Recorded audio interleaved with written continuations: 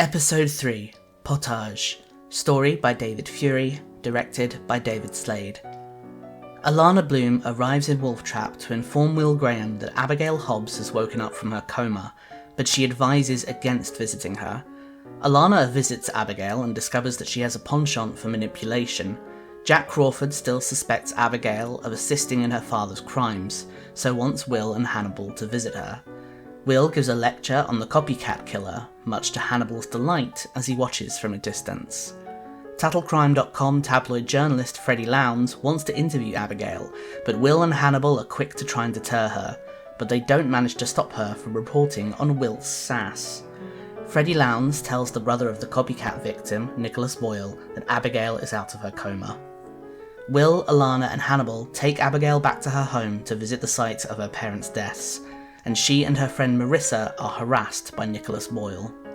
Marissa's body turns up in Garrett Jacob Hobbs' hunting cabin, and evidence points to Nicholas Boyle being the culprit and the copycat killer, thanks to Hannibal planting said evidence. Abigail is later accosted again by Nicholas Boyle, and in a panic she guts him like her father taught her to gut deer. Hannibal discovers this and agrees to help her dispose of the body. Abigail has figured out Hannibal's secret as the man on the phone, and she agrees to keep his secret if he keeps hers. Welcome to Fate and Circumstance, a Hannibal fan podcast, which is centered on me, a hyperfixated Hannibal nerd, and my two lovely friends who are watching the series for the first time. My name is Felix Fanfaron Fern, and these are my co-hosts. Hello, I'm Melisa Suzan, she, her. Hey there, I'm Shaira Bambi, she, they. My pronouns are he, they. I'm never going to decide whether or not to have pronouns in, but now they are in this one. Sorry. Oh yeah, we were deciding not to have pronouns. It's fine. Now they're definitely going to be in this episode because fuck it. Woo! Pronouns are good though. Using pronouns are good. Pronouns are good. I'm going to start off just with a tiny bit of Hannibal related news because that's incredibly rare because it's been 11 years since the show started and then ended, sadly. So very recently at C2E2, which is a Chicago sort of comic media convention, there was a Hannibal reunion panel, which is incredibly rare. There've been an assortment of panels and interviews over the last few years with different people. Like a couple of years ago, Brian Fuller and Hugh Dancy did an interview. Brian Fuller has done a whole bunch of interviews and panels. But it's been a very long time since Hugh Dancy and Mads Mikkelsen have been specifically together for something. Sadly, Melissa and Shaira can't know the contents of most of the panel. It's so sad. I was watching it live because I'm a nerd and I was incredibly excited. And I was like thinking, like, I'm sure there's going to be plenty I can share. And as it went on, I was just like, oh no, it's all spoilers. It's all spoilers. Ooh, we're going to have to wait years. Yeah, at this point, yeah, it's going to take years to get to season 3. But I can share one little thing that I wanted to, because it's something we've spoken about a little bit, which is Hugh Dancy confirmed a fan theory, which people have spoken about quite a lot, which I assumed was the case, but I'm not aware of it being actually confirmed. Someone asked the question about Will's glasses and whether or not he actually needs them. And Hugh Dancy confirmed, no, he doesn't need glasses. He uses them specifically as a shield. Oh, okay. That wasn't what I was thinking was going to be confirmed. I really wanted him to be like, oh, but yeah, I get that. Do you know what that's giving? Do you remember when we would all wear fake glasses as kids? Like it was a like late noughties, like early 2010s thing that you'd either get the newer 3D glasses things and punch out the lenses of them and just wear the black frame, or you would get those ones in like Camden Market where they had the like rows across it that you couldn't see anything, but they were just like solid neon colours and just like rows against it. Oh, those clubbing glasses. Yes. Glasses. Yeah, it's giving that. Will's actually just wearing them for the aesthetic. Yeah, just for the aesthetic. To be honest, he does sound like he would do that. Yeah, he went down to the Odeon. Yeah, he does like to be a very slutty. That's a nice little random fact that I'm now not going to be able to not think about when I watch it. I'm just going to be watching it like, babe, you don't need those. Take them off. Slutty Will just wants that for the aesthetic. Helps make him look more slutty. Well, we knew from the script that he wears them down slightly so he can't see people directly. So it makes sense. Oh yeah, true. He doesn't always do it, but sometimes he puts them on before he's about to do a reenactment in his head as well. Oh. So I think, in a way, that's kind of a shield as well. It protects him from people and, I think, sometimes his own thoughts. I can tell you, his glasses are Cadore Moda PL2090 DK Tortoise glasses. That is amazing. That's brilliant. I'm guessing you're going to be buying one. Hang on, say that one more time. I'm just going into Google. They are completely impossible to purchase. I know this because I know what model they are, because I've researched it, because I want them, and you cannot get them anymore.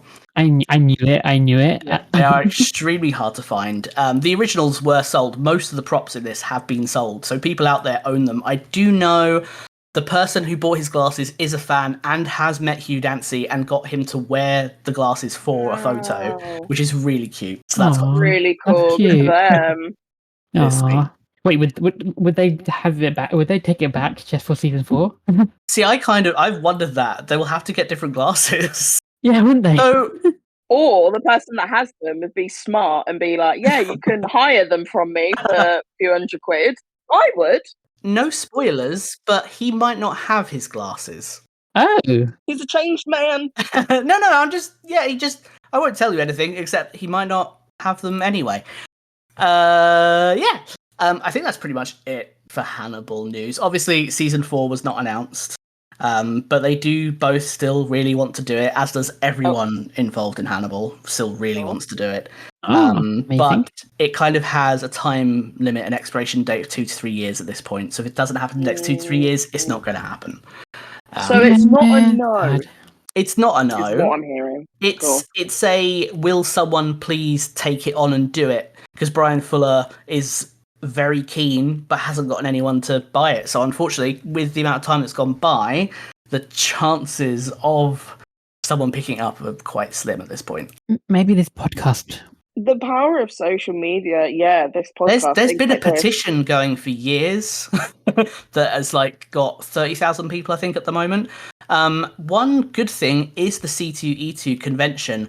When they did a poll on what panel people were most looking forward to, it got nearly half the votes of something like 14 different panels. They sold so many autographs and photo sessions that they had to get more slots, I think, about 3 times. That's brilliant.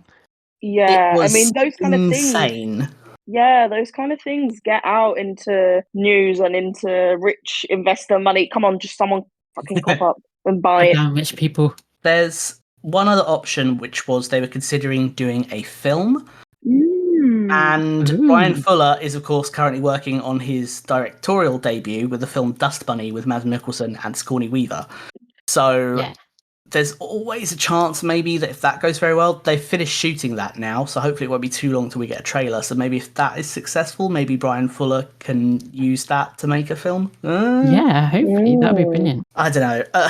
The good thing is, no matter what happens, season 3 has a very good finale. All 3 seasons were incredibly well written to have good finales, so that if they ever got cancelled after any of them, they end on a bang. Oh, I'm so glad. Because so many things do not do that. Yeah, it's incredibly well done. So they've put themselves in a very good situation for that. So no matter what happens, season 3 will always be satisfying, thankfully. The only other thing is I got a Hannibal tattoo. It's amazing. We've seen it. Yeah, I've now got my hyperfixation permanently on my body to join things like Sailor Moon. They go together incredibly well. I was going to say, great team. Great combination. We don't know what it's about yet, but we will. Getting there. Yeah, my tattoo doesn't make sense to either of you. I mean, you know what the bottom thing is, even though you haven't seen it in the show, which is where it says W. Graham 7:30 p.m. Yeah. Yes. Yeah, that's literally just his appointment time. However, I'm pretty sure that he is in Hannibal's office at other times as well, because I'm pretty sure at one of the appointments he's in there at 7:15 p.m. I don't know if that's just a script mistake, or sometimes he's there early. Also, his appointment is always the last session of the day. I mean, knowing Will, he's probably early, isn't it? Yeah. Let's be real. Yeah.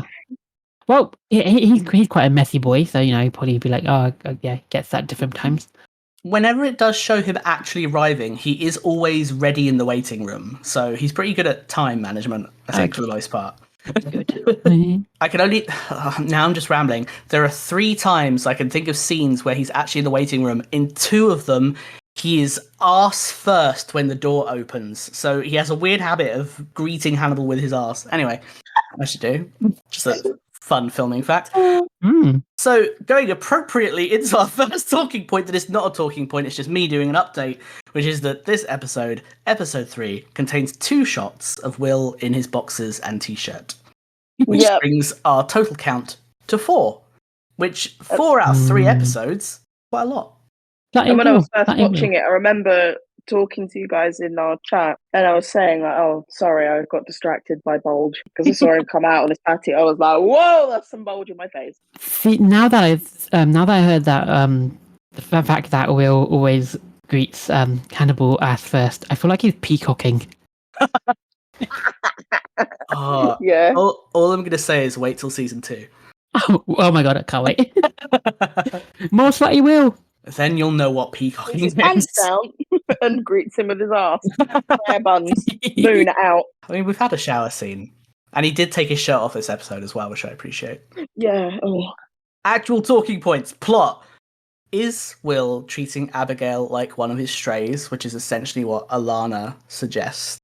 Do you think she's right in that commentary? I'm not sure. I think it's nice and it's good that he is being like gentle with her. I think it's quite easy for someone like Jack, who isn't like a psychologist or not out, like someone that's not necessarily used to being quote unquote in the field. So like I feel like he's quite cold, whereas I think Will was literally just being mindful and just talking to her like a person, whereas I think other people, they're so like completely different because they see her as a killer, and like Jack is so like suspicious of her until he hears something otherwise from Will. So I don't know that I necessarily agree with that. I think he's literally just being a nice person. I think it would be amplified a bit more if he was seeing her as like another stray, if that makes sense. I feel like it would need to be like way more that he was being like overly protective, or like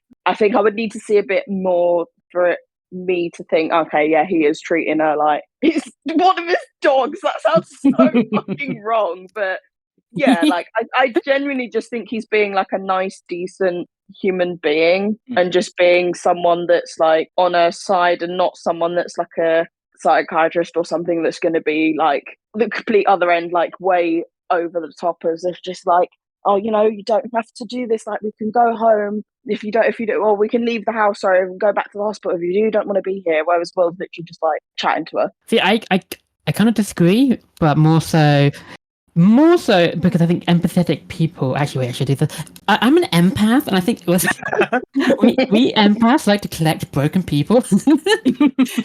I think Will's empathetic, and generally he likes the reason. I think like he likes to collect stray dogs because he's quite an empathetic person. Well, actually, a very empathetic person, and I think he's almost collecting not as a dog, but like as someone who's broken, as someone who has kind of her world her world's probably been always upside down with her father, like Hobbes, but protecting someone whose world has just got turned upside down. So I think that's kind of the reason why Will's kind of taken upon. And the reason why I disagree that Abigail being one of Will's strays is I think he's doing that in the way that he does the dogs, but in a different way as we humans do, empathetic humans do. We like to kind of protect and take care of those who are like broken or those who we feel like are more vulnerable than us. So from my point of view, I think that Alana's assessment is kind of correct but harsh, if that makes sense. So I don't necessarily think that she's wrong, but I think that she's quite hard about it. To me, it's a nuanced thing, as my opinion is always on the fence. It's always nuanced and everything is right. But I think that's kind of why I like this show, because everything can be right, depending on how you interpret it. There's a lot of nuance. Yeah, it's all about grey areas. I think that Will feels guilty because of what he has done, and therefore he feels obligated to care for her. And that's, in a way, I think he is naturally inclined to try and care for people. But, well, that's it. He doesn't care for people. He cares for dogs because people are difficult.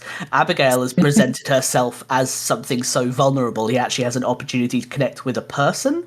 Oh, that's a very good take, yeah. Right? He's not caring of people. I think he would probably like to be. He is a naturally good person. He likes justice and simple things and things that are good and doing the right thing, but people are difficult. So here comes along someone he might actually be able to have a human connection with. And so essentially she is a little bit like a human version of one of his dogs, but not in a bad way. Yeah. Okay, yeah. Talking more about Alana in this scene, I was like, I just absolutely loved her in this scene and other scenes. Like, especially when she met Will mentions that Alana rattles Jack. It's like, ooh, that's I love that. I love that. Like, because Jack is always he's so sure of himself. Similarly to Hannibal, that it's fun that someone rattles him. And then obviously she's kind of like to step lightly, but then obviously towards the end of this she does say something. She does say it very harshly, as in dogs keep a promise a person can't. True. Alana is a great character. She's very strong-minded, and she's always honest. She always says she always says what she thinks, regardless if someone has authority over her or not, which I think is what makes her a really cool character. Really cool character, and I like that, and it's good because that kind of thing rattles authority, and if I'm not anything, I love to rattle for authority. Yeah, I would definitely say that Lana does not care about authority. She cares about people, first and foremost. Yeah. She's a good psychiatrist. She's a damn good psychiatrist. It's always interesting to remember that she is a psychiatrist, because then you have her specifically to compare with Hannibal, and they're incredibly different. As this episode puts back and forth a lot with Jack's ability to discount her opinion over Hannibal's. This episode. I think it's just because Jack just has an agenda and he's just one-minded. He wants that to happen. He wants to solve the crime. He wants to have answers, and he wants to give the answers to the victims of the crime, both those who were actually killed and those who are close to the victims, who are still victims in my eyes. Yeah, it kind of made me look a bit sideways at him this episode. I feel like he was a bit like, I get it, I really get it. Like, his whole character is the thing of like, I'm like in charge of this case, I need to know what's happening. They kind of want to wrap it up. They want to, they've got the press to think about all those things. And also he does actually care about, like, solving the case and getting justice to people and all that stuff. But I guess he was, I suppose he's just showing that side of the police force and whichever else that is like very pushy and very harsh. And I was just like, come on, like he was going down on like Will quite a bit. Wow, though. He was wording. He was on his knees, hands bound. No, he was like, oh my god, I don't even know how else to say it now. But he was like being really harsh with Will a lot of the times, like when they're in the cabin, and he was like, oh, you said that the copycat wouldn't do this again, he wouldn't kill like this again, like you were wrong, like I want to know what else he's wrong about. It's like, okay, like you're the one that put this Donnie in this position, and now you're getting touchy, like relax. So I was just like looking at him sideways this episode, like I was like, I get it, but also, come on, babe. This show kind of boils down to everyone manipulates Will. No! Yeah, and I don't like it. I'm an empath as well. I'm like, leave him alone. The thing about Jack to me, though, that I think is his big saving grace, is that I suppose he's kind of similar to Alana, in that Alana is the least manipulative, but she is honest. Jack is manipulating Will, but he's very honest about it. Yeah, that does save him. Yeah, that's my favourite thing about Jack, is that his manipulation is to Will's face. Yeah, he has an agenda, and he just lets people know that that's his agenda. So Alana says that Abigail has a penchant for manipulation from her interactions with her in the hospital. Do you think that's true? Yes. Tell me how Abigail is manipulative. I mean, there was one scene in the hospital bed where she knew that her parents were dead, but she was obviously keeping that information from Alana, because it's helpful to it helped her get more information from Alana than Alana would have possibly gave if she knew that Abigail knew that her parents were dead. But how can you not? And then there's other parts of other scenes where I feel like she knows more than she's letting on. and she's very manipulative of Alana, manipulative of Will, and definitely very manipulative of Hannibal, which I think we'll be touching on later on. I kind of want to also mention that I'm not sure if she's doing it in a bad way. I honestly think it's a defense mechanism for her to be manipulative. The way her dad Hobbs has been almost like a way to handle her obsessive dad, being manipulative in that way, and kind of learning that trait to find a way to handle such a difficult person such as a dad.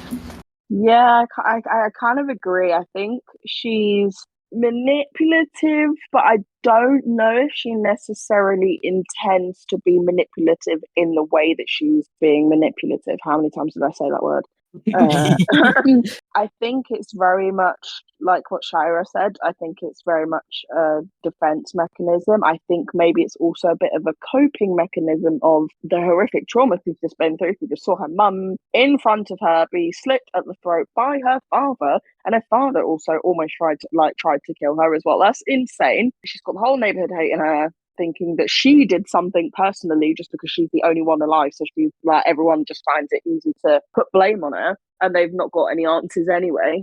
It's also just a way of her, like, I think it's like a natural response as well. Like, maybe she's thinking, like, sometimes I'm not going to talk, sometimes I will talk. But I think she's also wanting to find things out herself, which kind of, like, to me at the moment kind of further proves that she didn't really have anything to do with what her dad was doing or what was going on, because she literally is trying to figure it out herself. She's been blindsided by her own dad. Like, it's fucked. And I think yes, if you want to be like technical, she is technically being manipulative, but is she manipulating the people, or is she manipulating the situation and how it goes for herself, rather than intentionally trying to manipulate the other people, if that makes sense?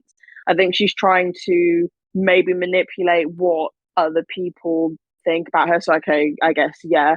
But I think it's mainly a defense mechanism, and also just how she is coping with dealing with what happened to her. So I don't think she's being malicious. That's a valid point. I didn't see it as her manipulating the situation. I did see it, I only kind of thought about it in terms of other people. But thinking of it as of almost manipulating her current situation is a good way to think about it. Yeah, I think it is. I think it is a bit of both. Like, as I was saying, you said about like manipulating other people. If she's manipulating the way that people think about her or what they think that she knows, that is technically manipulating them as well. So, yeah, interesting. But I don't think it's, like I said, I don't think it's malicious. I would say that I agree with you both. I think there's more to see of Abigail, but I agree that I do think she is manipulative. But I agree that I think that her manipulation is understandable. I think it's warranted. She's in an incredibly difficult situation, dealing with strangers who she doesn't know what their agenda is either. Yeah. So yeah, no, I completely agree with you. I think that she is, but that doesn't necessarily mean malice or a bad thing. There is some cut dialogue from the script which extends her manipulation in a way that I think it's fine for it to be cut. I don't think it really adds anything, but it suggests another little element that the show didn't need, but I still find very interesting. So in the script, when Alana is in the hospital room with her, in the show, she's holding, it's like a textbook. I can never quite tell what it is. It does have a peacock feather on the front, but I know it's a textbook. In the script, she's reading... actually, no, I think in the script she's not reading anything. But she says, I remember I just didn't want to talk about it with them, referring to the nurses. Oh, and then she does have the book. Then she says, is this your book? So she's holding the book that Alana was reading to her. Oh, wow. And then Alana says, I was reading it to you. And Abigail says, I started turning pages. Felt like I'd read it before. I remember your voice and dreaming about peacocks. Aren't they really stupid birds? And then it says, Alana realises Abigail is quoting her conversation with Will. So that's from when Abigail was in a coma. Damn. Then later, when Alana and Hannibal are talking with Jack about it, Alana says, what I'm questioning is her state of mind. She repeated something I said when she was unconscious. Jack says, leading you to believe she wasn't.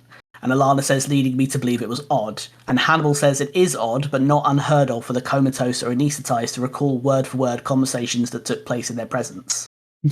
So it adds another little... a suggestion that she wasn't actually in a coma at the time the reading was happening.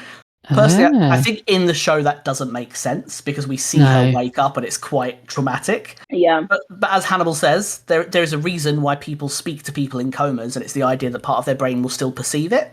Yeah, that's so there's true. that as well. So again, it's not necessarily manipulative, but it is very interesting. Yeah. One of my favourite scenes in the show is Will doing his lecture on the copycat killer, and we see Hannibal walk in with Jack.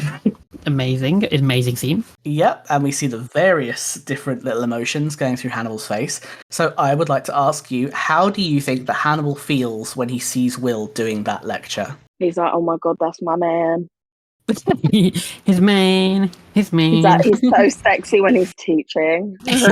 Absolutely. I mean, we think he's sexy. I love him work.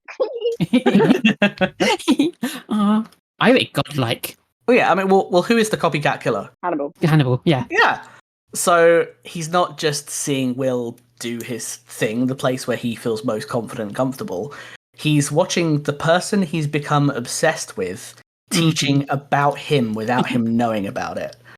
And that is one of my favourite things. It was a really good thing. I agree with you when you said godlike. Yeah, no, I wrote godlike. He likes it when people talk about him. He revels in it because that's the way that the way that Mads Mikkelsen plays him, and the way that he's smiling that scene is just he's really enjoying the whole way Will is describing him. Like one of my favorite part of Will's description of the copycat killer is he had intimate knowledge of Garrett Jacobs' Hobbs murder motives, patterns enough to recreate them and arguably elevate them to art. And I'm like, that would like make me go, oh my God, boy, thank you. I definitely think that was how Hannibal was thinking as well. I can give you another extra detail from the script as well as another little tiny bit of cut dialogue. Yes, please. Which it's teeny tiny. It's the tiniest thing, but I kind of wish it was in there. Which is in the script. When Hannibal smiles at the end, he says "brilliant," and I love that because it's a combination of things. Because it's not just Hannibal being incredibly smug. It's also confirmation that this person he has become fascinated with, it was right to be fascinated with him. Because he's read him flawlessly. Even though he still doesn't know that it's Hannibal, he knows that everything he said is correct. Nothing is a misread. He does know the motives. He does know the details of the murder because he was there in the room with Jack and Will when they were talking about it. Yeah, so he does know everything. Yeah, everything that Will says is spot on. And I think it's a combination of both him being very smug and also a little bit infatuated as well. It's so funny. That's so cool. I'm glad they left out the part where he says "brilliant," though. I just think cinematography wise, it feels so much cooler. The smile is perfect. Yeah, the smile was perfect. This is such a stupid thing, but I had to write it down because I love it so much. Which is, do you also find it very sexy when Will snaps at Freddie Lounds like an angry chihuahua? Because I do. I love the way that he snatches her card off of her before she can give it to Abigail. And of course, the line outside by Hannibal's Bentley of "it's not very smart to piss off a guy who thinks about killing people for a living." That's one of my favorites. It was brilliant. I don't think it was sexy to me. I think it was like, woo, Freddie! I don't like Freddie. Go, good on you, Will. But I did go, yes. Treat her like garbage. She's not a great person to me. She's a garbage lady. Garbage lady. Should call her the garbage lady. The garbage lady. I've started calling her Flounds. I was going to call her Flounder, but like Flounds. Flounds. I guess the reason that I interpret it as sexy is because Will is so autistic coded and so awkward that there's something very empowering about when he confronts someone. It's very different to how he is with Jack, for example. He's quite subservient to Jack. Oh yeah, very timid towards Jack, but yeah. He does not feel that way with Freddie. That's I think kind of that would bring it, and I think Freddie brings it out in you. Yes. Yeah. If anyone's gonna piss you off. I think he doesn't mean to either because he's like genuinely pissed off, and he's like, "Listen, bird, piss off." And he's just like got this demeanor over him because he's like, "Look, I ain't taking no for an answer. Don't mess with my work. I want to do this right. I want to be a good person. We're all there like, oh my God, he's dominating. Right, dominate me. Turn around, please. Also, I don't like her because she's mean to my Will. I love Will now. It's like, don't be mean to Will. Love Will. I think that's true. It's not a controlled response. It's an irrational response, which I also quite enjoy from Will. It's Will letting go of himself for a second. He's not guarding himself. He's not being awkward. He's just the Will comes out. The actual Will kind of comes out for a second. Because that's also a little bit what he's like with Hannibal in his office, where he goes from being meek to like sassy and combative. So I think that's closer to Will's natural personality, is a little bit of a bitch. That's brilliant. Kind of just a thought occurred. Is it for kind of the casting?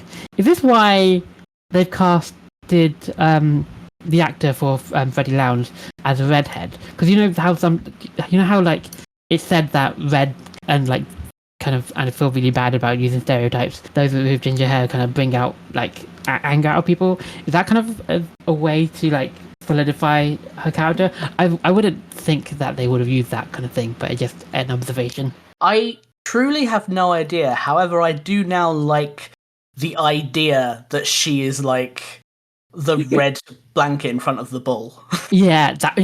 That's exactly what I was thinking. I liked that. With the time as well, I wouldn't be surprised if that was the kind of typecasting that they were doing, to be fair. I don't remember if you recall, I mentioned that a couple of characters were gender swapped from the book. Yes. So I don't know if I mentioned, Freddie Lowndes is one of them. Yeah. Oh. So, yeah, Freddie Lowndes was a man originally in the book, same as Alana Bloom. They were both the two male characters who were made women. I'm glad that happened. Yes. Yeah. God, imagine if they were both men. There would be so many men, it would be actually quite obnoxious. Too many men, too many men. Too many men, too many boys. Saying the same thing. That's going to be stuck in my head now. We touched on this a little bit earlier. I know Melissa mentioned it, so we're gonna go whole hog. So I kind of know Melissa's opinion, but was Abigail Hobbs involved in her father's murders? If she was, I don't think it was intentional or it wasn't anything that she wanted. I don't think when they say that like she's not a killer, I do think that is the truth. I do not think she is a killer. She's not like her dad. Does being involved necessarily mean that she has to be a killer, though? No, that's what I'm saying. That's exactly what I'm saying. I think if she was involved in any way, it would be her dad. Like the way that he spoke to her, like, and she's a young teenager, like so manipulative and so easily, like at that age, so easily like influenced because their brains are still fucking molding. Like she's like still learning about life. So she literally quoted her dad at one point where he was, you know how he says like we'll honor every part of it, like talk about the whatever animal it was. I don't want to embarrass myself, dear elk, something like that. Thank you. Okay, cool. And then she says to Will or whoever, like, "Oh, we didn't honor every part of her, such as murder," or something along those lines. Like, her dad was just so manipulative, so he would have told her like a load of random bullshit. Like, what do you mean you honoured every part of her? So it's not fucking murder; it's murder. You killed someone. What do you mean, mate? So the way that she's been so easily influenced, I don't think anything. If she did help him in a way, it's still that it's not her. She's not a killer. I just don't think that she did anything, or if she did, it wasn't under her wanting to. You know what I mean? Like she wasn't there with her dad being like, "Oh yeah, I want to get involved. I want to like kill people. Let me slash this woman." Do you know what I mean? Like that's not her. So I think technically speaking, no. See, I agree. I agree that I don't think she's like 100% involved, but I agree that she must have knew something was up. She's a smart kid, as we can see from this episode. And I think she knew something was involved. Something was happening. I'm not sure she was entirely sure what her dad was or who her dad was, because there's scenes in that episode like figuring out like the pillow was stuffed with the girl's hairs is something that I think if she was innately involved with her dad and the killing, that she wouldn't be so surprised of. She would have investigated that much earlier as someone as smart as her. So yeah, no, I agree with Melissa. We didn't have any other points to make for that. Yeah. All I'll say, because obviously I know what happens, is at this point in the series of this episode, I didn't have a fucking clue. Like, I couldn't understand why Jack was so insistent and so obsessed. Yeah. And I'd still say that. Yeah. I have thoughts on why he is, but at this point, I'm just like, yeah, no, she just seems like a really traumatized girl who's being manipulative to survive. Yeah. Oh, the way you're saying that makes me think otherwise now. Oh, Yeah, the way you're saying that makes me think of it otherwise well. But I think I'm just gonna keep going. No, trust me, what I'm saying doesn't give any hints. I'm gonna keep going with my feelings. I think you should. Yeah, like she genuinely seemed so scared and shocked. And I was saying to Kath that I think the actress did really, really well when she was like she's acting so this good. whole moment out. Like, no offense to anybody, but it sometimes said along the grapevine, don't shoot messenger that, you know, British actors are a little bit better than American actors. I didn't say I'm just and a lot of Americans will agree. I will say that a lot of Americans will agree, but I'm genuinely like, she's done so well with this because it is not an easy character or kind of motifs to sort of act out. Like like she did so well. Like, and especially Abigail, the character, like she seemed really, really shocked and sort of like, oh my god, what have I just fucking done when she killed that dude that came over. I think maybe in the next episodes, maybe that's changed something about her. Maybe that completely changes her brain chemistry. I know that would do to a lot of people, understandably. Maybe she starts to think differently, and whatever she was scared about of her dad starts to come out in her. Like she was like, oh, I'm going to become like my dad. Oh, no. Maybe that does actually happen. And yeah, the actress played that part like really well. Like she was so like, not like over the top with it, but you could see like she was really eliciting that, oh, fuck, like I've done something. Yeah, let's ride this wave, Tyra, and just say that we don't think that she is anything. No, please do stick to your guns. Yep. Yeah, although, like I said, when she killed the boy, don't know, seems a little bit different after that. Yeah, self-defense maybe, but I feel like you've just started a war in our quote-unquote comment section versus British versus Americans now. About can I resolve that war for you? Casey Roll, who plays Abigail, is Canadian. Oh, nice. Many of the actors in this show are Canadian. That's why it's so good. It's so good. I'm joking. No offense to America, but Canada is great. There are loads of great Canadians in this show. It definitely, I mean, it's filmed in Canada. Canadians everywhere. Yeah. Oh no. I do want to talk about like a scene before this between the Freddy, between Will snapping at Freddy like an angry chihuahua, like he said, and him saying it's not smart off to piss off a guy who thinks. Yeah. One of the things that he when he's talking about with Abigail, he's talking about killing, and Abigail asks him a question: does he feel fine killing bad? And he mentions that killing is ugly when killing feels ugly regardless. I forgot the actual quote, which is kind of funny because it's almost he denied what he said in one of the previous episodes where he actually feels the opposite. And Will is fucking lying. Yeah, Will is fucking lying there. I get that. Both can be true. I think I talked to you about this while I was watching one of my first watch of this episode. Was both can be true, and it feels like it can feel good, but it can also be like the ugliest thing in the world. I agree that both of those feelings are essentially true for Will. Yeah, absolutely. Yeah, I still think he's lying. he's still a lie. Still a lie. He definitely feels good about killing it. Yeah, he's being the good boy, in that he's telling Abigail what is the most appropriate thing for her to hear, as opposed to the truth. Mm-hmm. Like an empath. Yeah. Essentially, he knows to the best of his ability, as someone as awkward as he is, what he should be saying to her. Yeah. Is Will manipulative too? Is everyone manipulative? Is Will manipulative? Season 2. Anyway. Season 2. We'll get there. My beautiful favourite season. Actually, that's not true. Season 1 is my favourite. Okay. Season 1 is my favourite. Will is my favourite part of season 2. Oh, okay. Will is my favourite part of everything. That's also kind of a lie. Yeah, that's also a lie. We'll everything to you right now. So I don't have much trivia for this episode, unfortunately. I did mention that Hannibal's car is a Bentley. His car, specifically according to the script, is a midnight blue Bentley. In 99.9% of fan fiction, everyone refers to it as a black Bentley. It's not black, it's very dark blue. I like the fact that he chose midnight blue. Yeah, he's got a very sexy, very expensive car. Also, when he is driving them to Abigail's house, because Hannibal's the one carting them all around for some reason, he's the driver. The script specifies multiple times that it's an expensive rental car. Oh, it's just a rental car. Yeah. Oh gosh, I was gonna mention, yeah, it's like a big silver fucking SUV.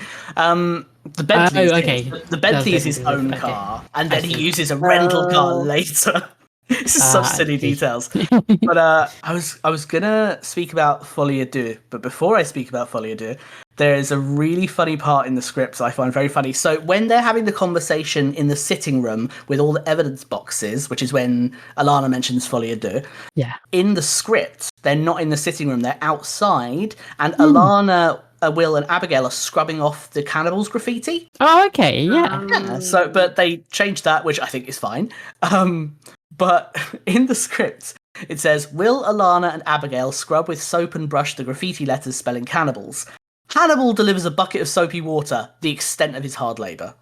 Lazy little shit is all he does. Him and his expensive fucking car, he gives them a bucket and that's it. He's not going to touch the dirty walls. I mean, he's been chaperoning them around. True, but it's such a funny little Hannibal thing. He's not going to get his little... He doesn't like dirt and mess. God isn't going to sully his hands. No, that work is beneath Hannibal. He's a psychiatrist. He used to be a surgeon. Folie à deux. Do either of you know what that is? I forgot what it meant. You did mention that she did. I can tell you what Alana says it is. Actually, let me get the script up so I can tell you explicitly what she says rather than my recollection. She says like madness shared by two or something like that. And it pissed me off because I'm a nerd and I was like, that's not what that technically translates as. No, that's not what the translates. Yeah, she says madness shared by two, yeah. Yeah, and I was like, that's not right. And I was like, I need to stop. Like, I'm not fluent in French. Like, I'm nowhere near. I can have a conversation. I need to relax. But I was just like, I was there like with my glasses and my little finger being like, actually. Do you know what the translation is? It's madness. Like, it's like 4 or 2. Yeah. So a deux is of two. Yeah. But folie is folly, like the English version of the word folly. So it's kind of a little bit jovial sounding if you translate it directly. It's a shared folly between two people, which doesn't sound quite as dramatic as madness. What does folly mean in English?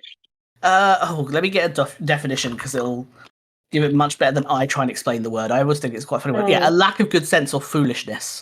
Yeah. It's kind of two people being a bit silly. Okay, so is that a discussion? Is that referencing how when Hannibal and Will are together, they share 2 brain cells? One brain cell. I do have thoughts on folie à deux and Hannibal and Will. But have either of you heard of the term before? No, this is the first time I heard it. No, I just knew what it was because I know French. I rub my greasy little paws together. Folie à deux is one of my favourite psychiatric syndromes. Because I'm a nerd and I love this shit. It's extremely rare. So folie à deux is a real psychiatric syndrome. Madness shared by two is kind of an accurate term. It's a concept that essentially is two people could be completely healthy, normal people their entire lives, but whatever sets in motion them interacting with one another and meeting each other triggers folie à deux, where they will share a psychosis. Only those two people meeting. If they were to never meet each other, they would never experience it. That's crazy. Really cool. Yeah, that is so cool. It's very rare. There's quite a few cases of it typically resulting in murder. I only noted one down because it's the one I always think of, which is the Parker Holm murder case. Have either of you heard of the film Heavenly Creatures by Peter Jackson? No. It's Kate Winslet and another lady I always forget the name of, who's a very good actress. I always forget her name.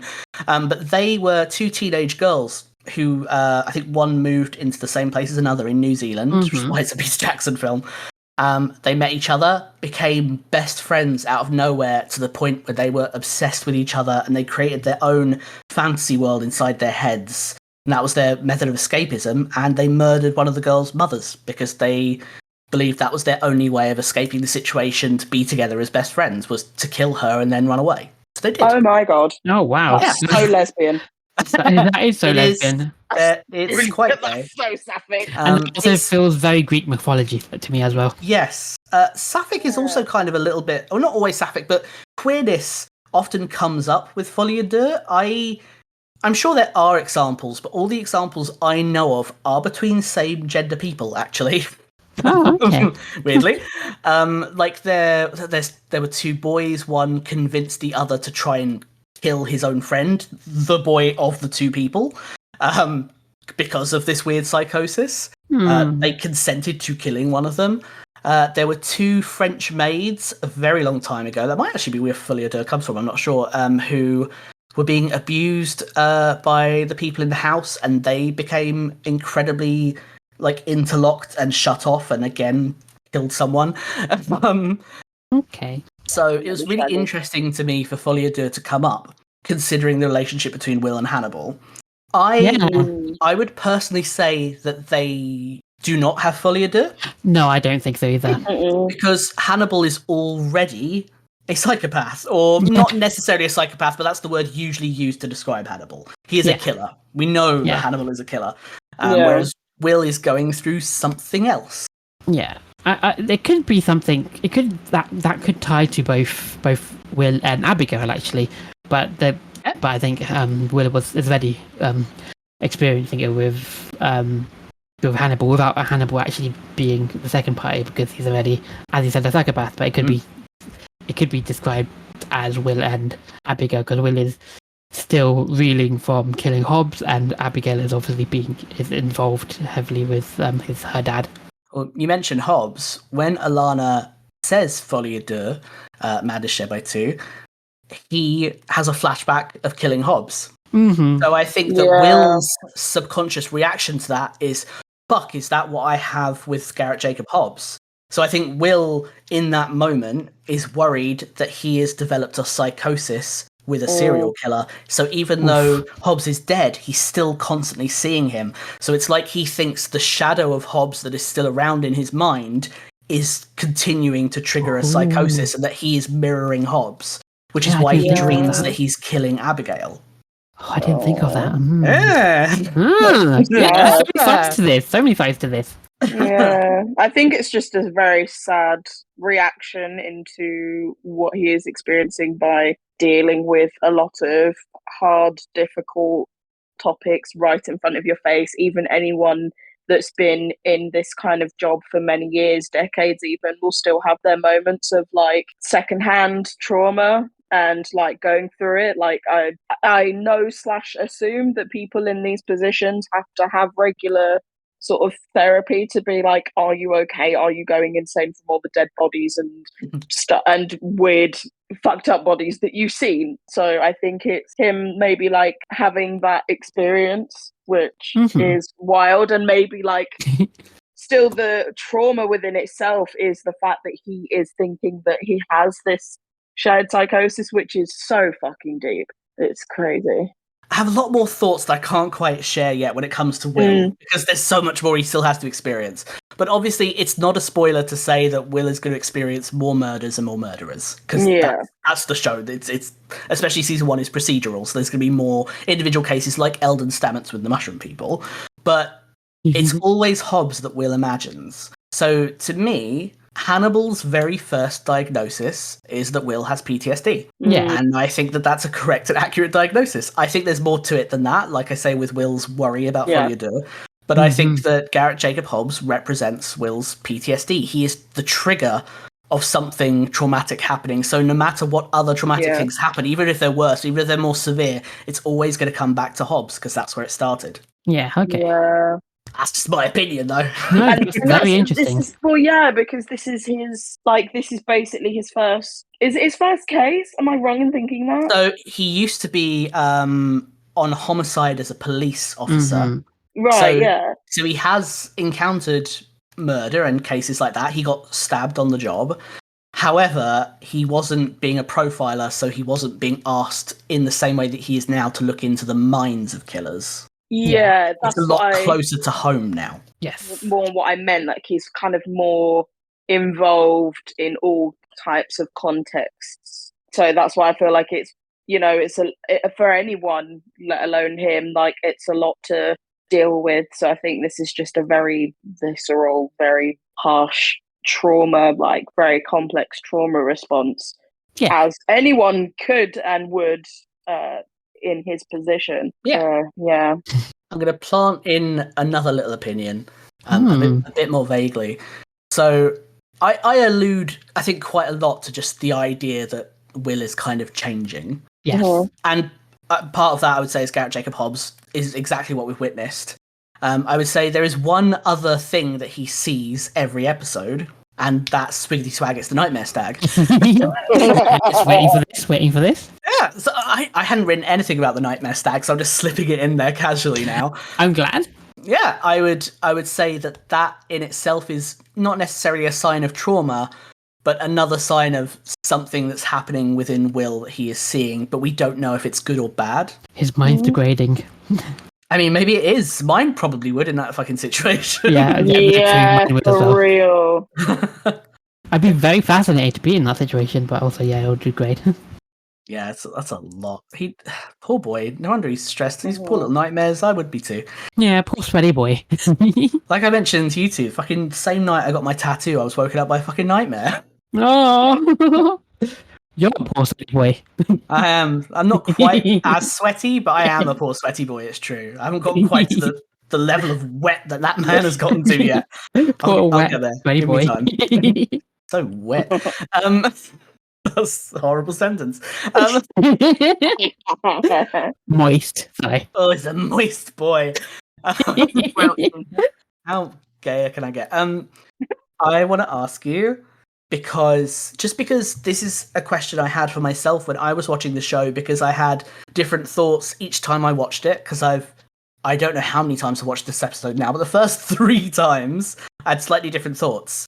When did Abigail know that Hannibal was the man on the phone? I wrote from the beginning.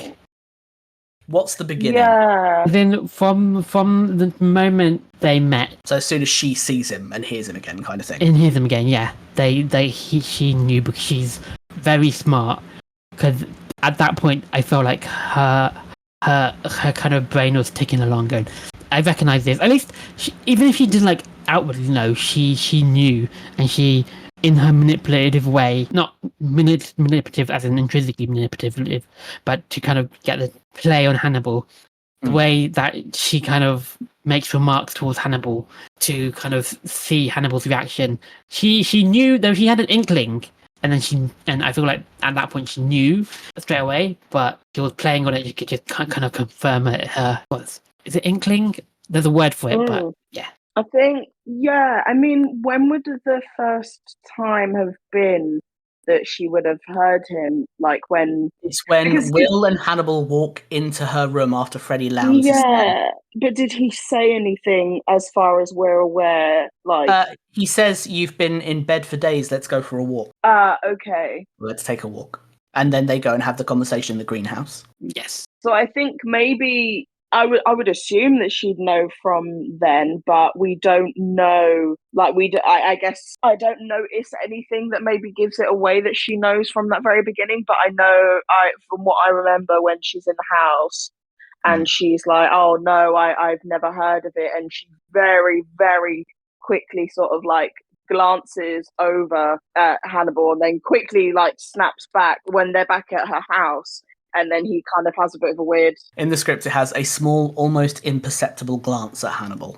Yeah, she did that. She did that really well. She's very, I very didn't notice that the first time I watched it. Oh, I Yeah, noticed it straight away. I same. was like, so Yeah. quick. I saw that glance, Yeah. like, oh, she knows. I think, and yeah, that's the first time, as far as I can remember, that there's anything that I noticed that she kind of gives to the audience that she sort of like knows and is pretending that she doesn't.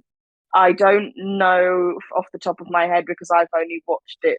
Like we've watched this episode twice now, but I don't recognize anything at that moment.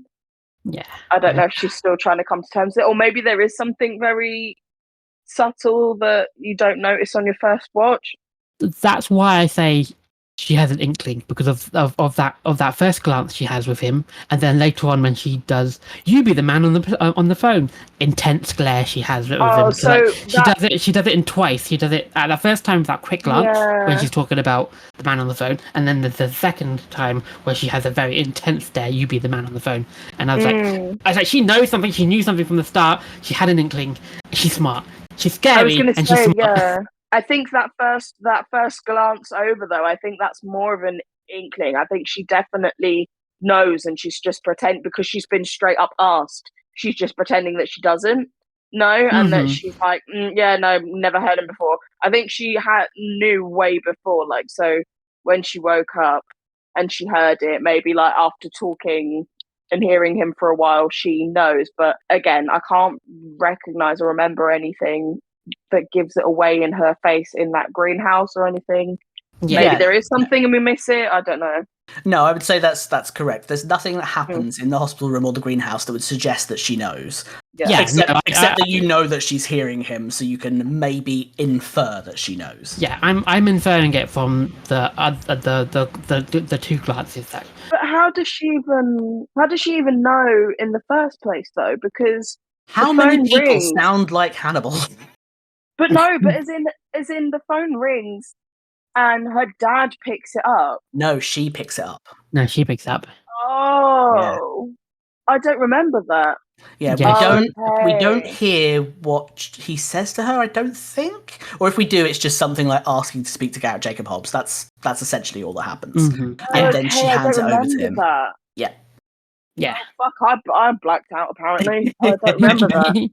I mean, you're both already much quicker than me, because when I first watched it, to be fair, I wasn't paying much attention visually because I was multitasking, but I didn't see the glances. So when she does the you be my dad, you be my mum, you be the man on the phone bit, I just thought she was being incredibly weird, and I wasn't sure if it was her letting on or being strange or both. I think it was very teenager of her, like... She's 19. I'm only going to say that because I found out today and I'm proud of it. I now know she's 19. Oh, she's giving, like, no offense, she was giving like 16. Like maybe it's younger. Like, yeah, maybe it's a like, I'm sorry if I offend anyone. Maybe it's a very like small town thing that like, I don't know, that she's just like, I mean, they live in Minnesota. Minnesota's a little bit, yeah. Yeah, for sure. No offense to Minnesota.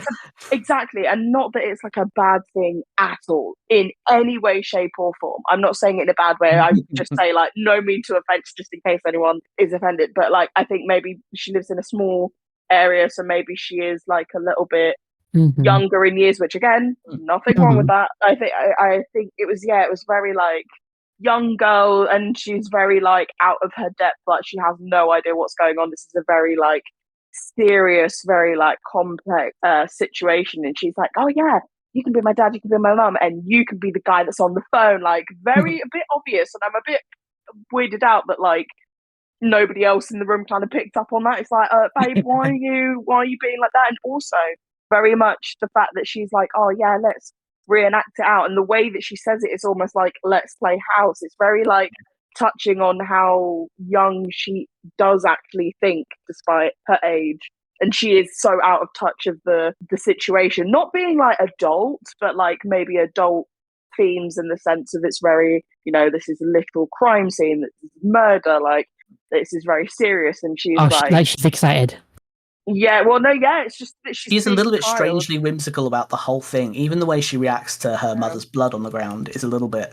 I think it's a trauma reaction, but yeah, because it's like you're either really scared and upset and serious about it, or you're very like sarcastic and whimsical and very like just make a joke out of anything. It's like almost like a trauma response, like one way or the other, generally speaking, about anything that you have a response to. I feel like I'd have a similar response because I'm just fascinated about these stuff. So if anything happened, the way that I'd keep my mind off the terrible ordeal I've gone through is go, oh, I get to be part of an investigation. I will be as helpful and as I can, and be very, very interested in helping solve it.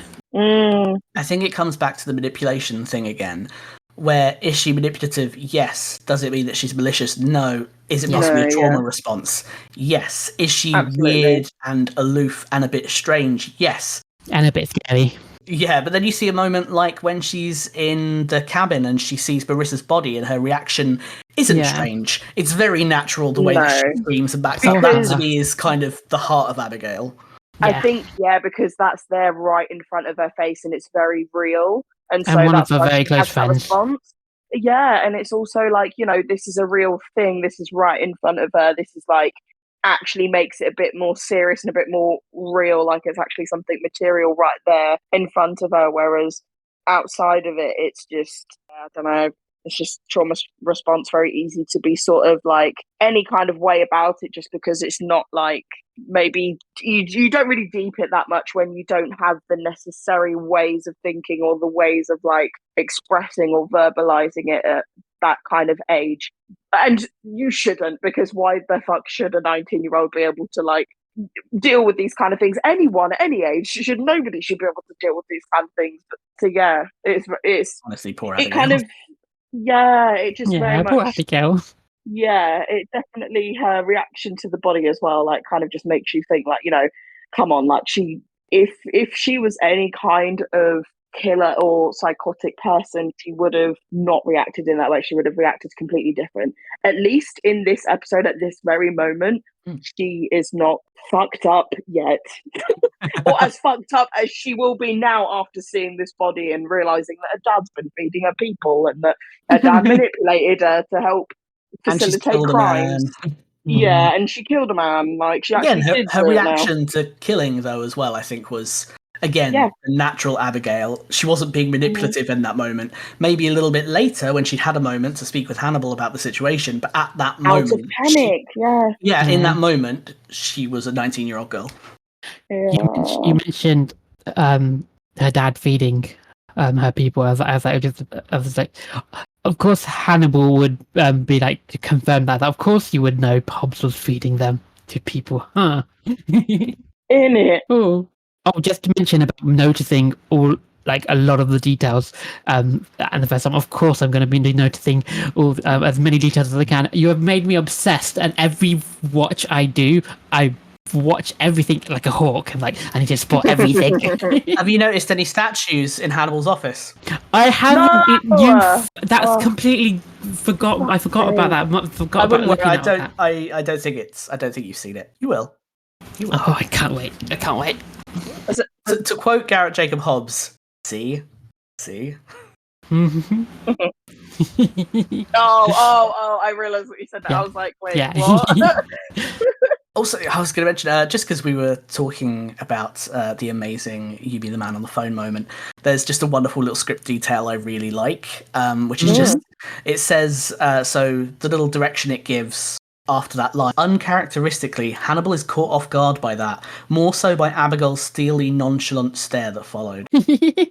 Yes, that intense stare. Yeah, she does, and he is, which, again, we see Hannibal's little controlled massive. Oh, also, you both were like, why doesn't anyone else in the room react to that? Why does only Hannibal react to that? My opinion, Will trusts him because he's never had anyone else to trust before. Aww. And Alana knows him and has worked with him, and he was her mentor. Alana trusts him. They both trust him. That's why. So they don't that's valid.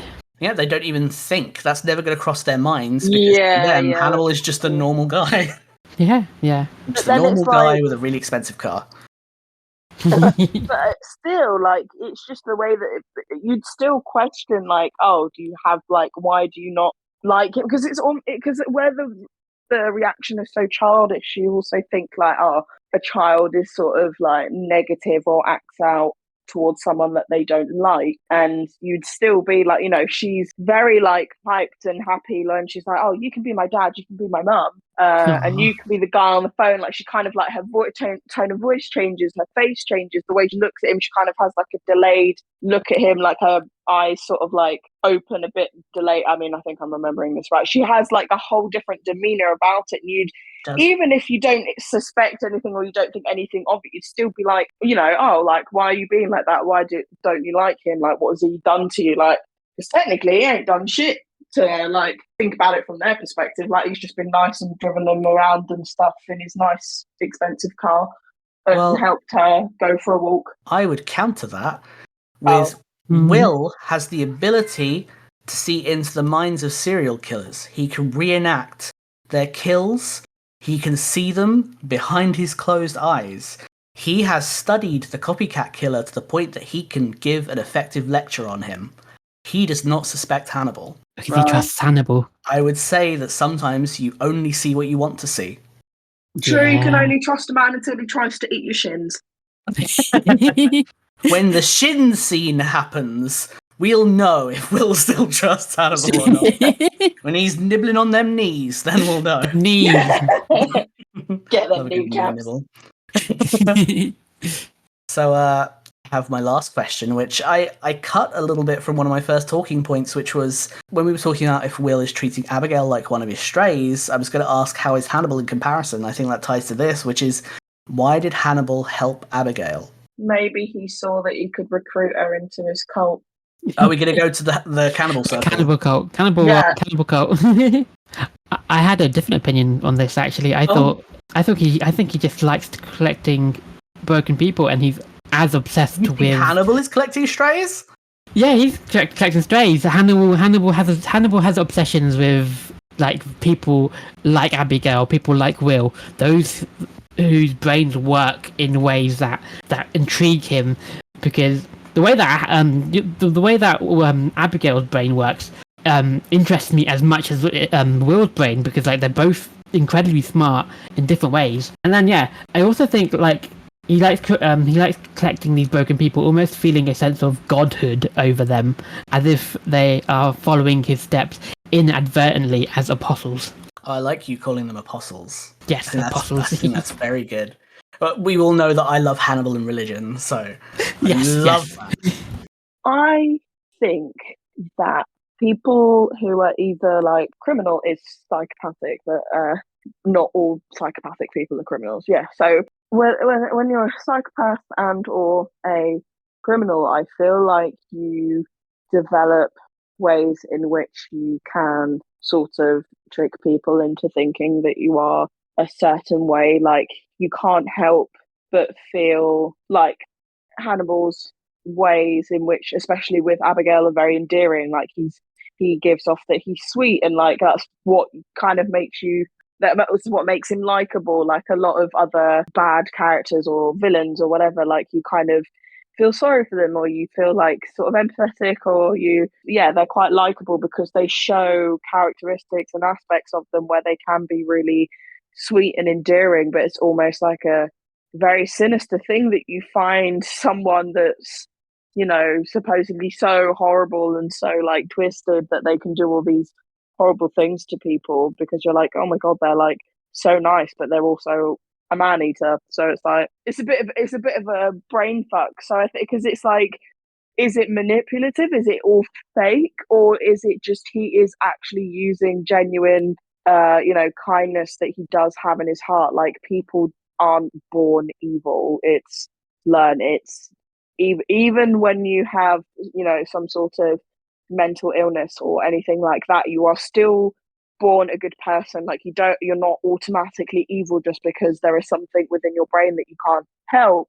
So it's like, is it just from an actual innate kind, good, innocent person that he does actually feel like he wants to help Abigail because she is a young child that's been through a lot? And I think I guess this is me just being wishful thinking, but I feel like the first initial reaction from a lot of people is going to be, you feel for them and you want to make sure they're okay and foster that kind of like almost protective parental figure because she doesn't have that anymore. Like, her parents are both gone.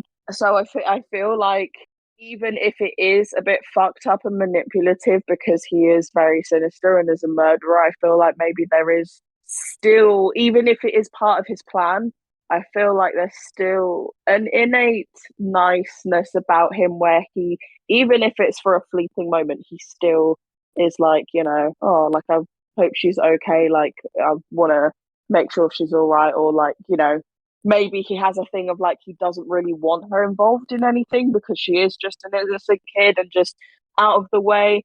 Or I could be completely fucking blindsided and wrong, and maybe he had wanted her involvement the whole time. I don't know. I feel like he came up with it the minute that he saw that she had blood on his hands, and he was like, right, okay, I need to do something to cover my tracks and make sure she doesn't fuck anything up. But I think before then, I want to be an optimistic and say that he wanted to make sure she was all right and make sure that she was out of the situation, nothing to do with her, because she's an innocent widow baby and he has big heart. Aww. I do like the father figure, the aspect that you're trying to go. But I also kind of disagree that he thought of it as he saw Abigail come up with hands and blood. I think he's playing a long game that he's playing from the start and almost using Abigail as a pawn to his means. That's so fair. I think that's possible as well. I'm going to do my usual thing of saying nuance. Both can be true.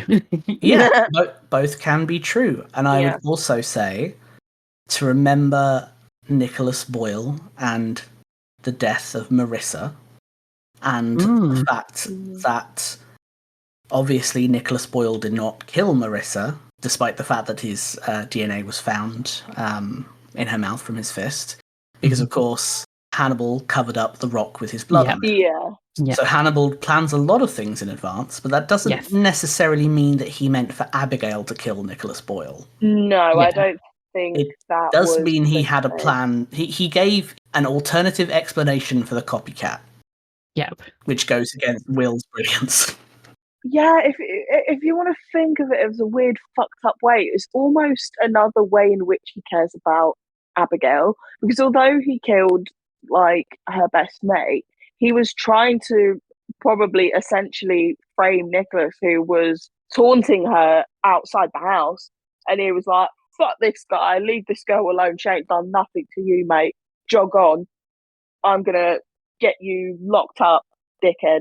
So I'm going to also add nuance here, because I think there's also the nuance that he's using that guy for his own means to cover up his own tracks about being the copycat killer. Yeah, maybe he thought that the brilliance of Will was too spot on, maybe? Yeah. And might have led to him figuring it out too quickly. Mm-hmm. I'm going to give you my opinion on why Hannibal helps Abigail with 2 words. Mm-hmm.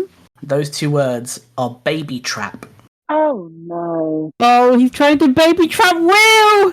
Because Will thinks of Abigail as a baby, as his baby. They've both taken on paternal roles. They've both confirmed they have paternal feelings for Abigail. They both feel obligated to Abigail. They both sat by her side while she was comatose. Oh, okay. Baby trap. Also, baby trap in the way that he's feeling responsible for Abigail too. Oh, I like that. Is that a good thing? Is it a good thing to do a baby trap? No, but it's cute. I'm like I develop maternal feelings for like a lot of my friends and family. So yeah, I get it. I'll leave. I'll just leave baby trap there for my opinion. Shaira, are you an oldest sibling? Are you like the eldest? I am the eldest sibling. Yep. So am I. That makes total sense. That makes sense for me then. I'm the dad friend. I'm the youngest. I'm just broken, obviously.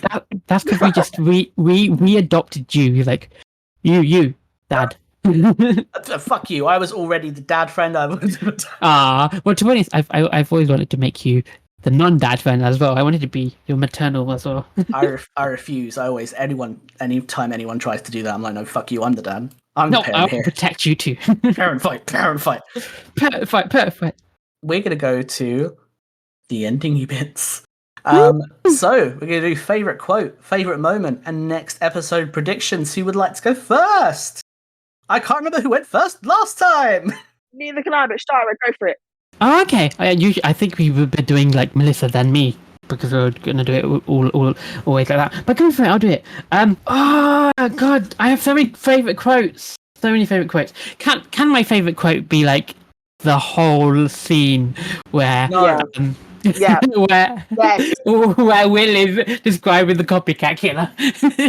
No, you got to narrow Yeah. it down a little bit. You can have a few lines, you can have a God damn paragraph, it. but Okay, not so- an entire scene. Okay, so I already mentioned the Jacob Hobbs murders, motives, patterns enough to recreate them, arguably elevating them to art. So I won't mention that scene actually, and I will pick a different one. I will pick an Alana quote from early on, and Ooh. I think a dog's keep a promise that a person can't. But I was like, you can't be her everything. That's a good line. I like that line. I like that quote. You can't be her everything. It's like, oh, but Will wants to be her everything because Will is having a paternal feelings for Abigail. You can't be her everything. Moving on to favorite moment, has to stand at being the Abigail stare, that sharp stare, and Hannibal's poker face dropping for just a moment, but like him stealing himself again. That is definitely one of my favorite moment. Next episode, predictions. Ooh, this one's difficult. I kind of want to see more of my running theory that there's a cannibal cult slash cannibal cannibal cult, which is like my favorite, like going to be my running theory throughout the whole show. I'm just going to keep it even if it's not. But specifically for the next episode, I think we're going to see more of Hannibal's and Abigail's and Will's relationship kind of unfold, and maybe we're going to see Jack doubling down on his allegations for Abigail and kind of forcing Will and Hannibal's hands to kind of stand up for her in their ways. Hannibal being like working in the background to show she's not the killer. She's not a killer, even though technically she is now, even though it's a self-defense. And Will doing it in a way like, no, she can't be. She's my daughter. You can't tell me my daughter's a killer. But yeah, that's my prediction. Okay, so I might need your help a little bit, Felix. Yeah, I think that's it. Trying to salvage this joke from the mouth of madness. It just took me by surprise because it's like not something that anyone else would usually say, and I was just like, classic. It was very poetic. Yes, and that's why I liked it. Kath told me her favorite quote because when we watched it, she was like, "Oh yeah, that's my favorite quote." So I was like, "I'm gonna write that down." It's the bit where Marissa was like, "Oh, can you stop being such a bitch?" She was like so like teenager, like pissing off her mum, like very like, I don't know. It was very like telling of the time. Just sort of favorite moment. There's a few. I'm not gonna lie. So like, you could say like it's favorite quote slash favorite moment. So you know, like when he's like, "Oh, it's not very smart to mess with a guy that thinks about killing people," and then immediately, like the next scene, it cuts to like Jack fucking reading it off of her blog, and I was like, "Oh my god, that's really funny." I just thought, I don't know, that juxtaposition of just like him being like all serious, like, "Oh yeah," and then Jack reading it, that drastic scene change just made me laugh. I was just like, that's funny because he's so pissed off, and it's like a kid being told off in like the principal's office. I was just like, had those kind of vibes. I thought that was funny. For some reason, when Will is giving the lecture and he's like, "Oh, can you see what's it called?" He's asking for people like to look at the proof on this letter thing, and it's where he's saying that there's no like address. And he's like, "Oh, can you look for that? Can you see the clue on here?" And they're all like going to discuss it with each other, like the people watching the thing, and they're like, "Oh, what is the clue?" And he almost doesn't give them any kind of like time, and he's like, "Great question. There is none." And I was like, that just tickled me. I was like, "Okay, babe, like, give him a second. Like, they're not stupid. Let him figure it out. Like, give him a minute." Do you know what I mean? I just thought that was really funny. It made me piss myself first time I saw that. And then the last one, which I think is like a little bit of a running theme, in the show, I feel like personally, when Abigail like sneaks up like on Hannibal in his office, and he's like, oh, like says something to acknowledge that he knew that she was, and she's like, oh, how did you know it was me? And he was like, oh, you get the hospital said something like, where else are you gonna go? Like, calm down, blah blah. All this this initial moment where she's like first there, just because it gave me Twilight vibes. No, it's like, is he a vampire? I mean, he does eat people. I wanna tell you, I'm not gonna give you details because spoiler. It's not the first time something that happens again. Something really similar happens again later in the series of someone in Hannibal's office and he knows they're there. It's fucking Twilight, babe. It's Twilight. Yeah, that is my ramble of favourite moments, because who doesn't like a Twilight crossover? Predictions. Oh, this is interesting. I think Abigail has really stuck her foot in it now. I think she was a little bit okay before, and she was okay because I think she didn't necessarily have, like we've discussed, I don't think she really had any real purpose to do with anything. I think if it was to go down this route, she didn't do anything. She didn't kill the guy. I think if it was to go down like a realistic route, maybe she would be tried in court. Maybe she might get like a few of like, maybe if something comes up that she was technically being involved by her dad manipulating her and stuff, maybe she'd have to do like community service or something and be let off. I think she would have been absolutely fine. But I think because he killed, is it Nicholas? Yes. I'm really bad with names. Okay, perfect. It was Nicholas. I'm so bad with names sometimes. Okay, so Nicholas. Once she killed Nicholas, and then, you know, the guy that she knew was on the phone to her, called the phone, she'd really stuck her foot in it. And I think now there's going to be a bit more involving them too. And I think she's I think she's fucked it for herself. I think she's going to be a bit more involved than what she would have ever been. So now I think there's going to be more to do with Abigail and Hannibal. I ramble on so much. I think will get another dog. I think will show more bulge. And finally, as always, I think we will have gay sex. So it's happening in my brain. Yeah, right, same. I love that you both have said Hannibal and Abigail next episode. It's very interesting. So we're either right or wrong, obviously. I'm not saying anything. I mean, yeah. You'll like my sign off today, is what I shall say. Nice. So my favourite quote is when Will is talking to Abigail and she asks what it's like imagining being her father, and he says, it feels like I'm talking to shadow suspend. What?